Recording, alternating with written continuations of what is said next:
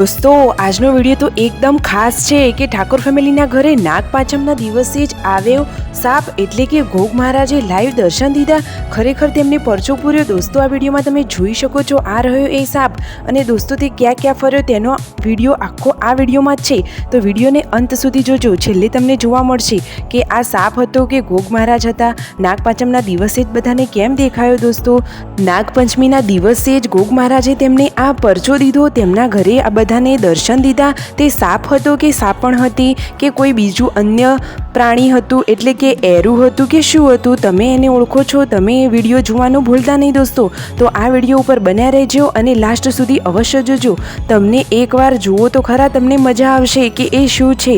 તો ચાલો દોસ્તો વિડીયોની શરૂઆત કરી દઈએ। જુઓ ઠાકોર ફેમિલીના ઘરે બધા લોકો કામકાજ કરી રહ્યા હતા અને મહેશભાઈ ખેતરે જઈ રહ્યા હતા। ત્યાં તેમને ખેતરમાં જતી વખતે પણ સાપના દર્શન થયા। તેમને ઘોઘ મહારાજના દર્શન નાગપંચમીના દિવસે જ થઈ ગયા। આ રહ્યા એમ મહેશભાઈ। જુઓ પછી તેમના ત્યાં મંદિર છે, તે મંદિરમાં કઈ કઈ મૂર્તિઓ છે ચાલો તમને બતાવું। આ રહી મૂર્તિઓ વીર મહારાજની, બહુચર માતાની અને ઘોઘ મહારાજની। તેમને જુઓ ત્યાં દર્શન કર્યા, સ્વીટુએ પણ દર્શન કર્યા અને ઘરે જુઓ દિલીપભાઈ અને મિલનભાઈ બંને વાવી રહ્યા છે વાલોળ। આ છે એના બીજ અને ઘરે હવે જમવાનું રેડી થઈ ગયું છે।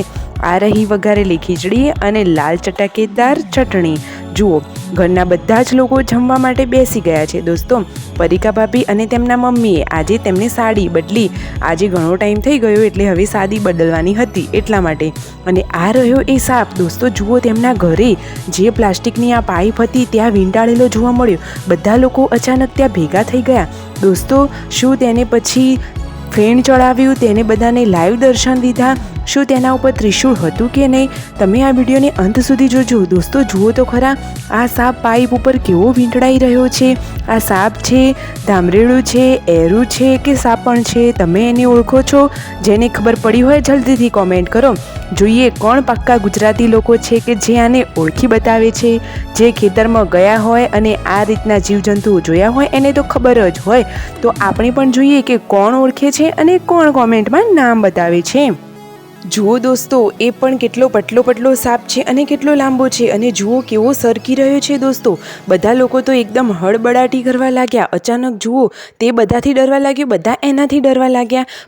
ખરેખર જે હોય એ પણ નાગપંચમીના દિવસે સરસ દર્શન દઈ દીધા। વિડીયો ગમ્યો હોય તો ફટોફટ લાઇક, શેર અને સબસ્ક્રાઈબ માય ચેનલ। જો દોસ્તો તમને નાગપંચમીના દિવસે આવા કોઈ લાઈવ દર્શન કરવા મળ્યા હતા? તમે કોઈ સાપના, ઘોઘ મહારાજના દર્શન કર્યા ખરા? દોસ્તો નાગપંચમીના દિવસે આ રીતે મહારાજના દર્શન થાય એ બહુ સારું કહેવાય। જુઓ બૂટ ઉપરથી કેવી રીતે આ સરકી રહ્યો છે, તમે વિડીયોમાં લાઈવ જોઈ શકો છો દોસ્તો। આવો વિડીયો તમે ક્યાંય નહીં જોયો હોય। Like, share and subscribe.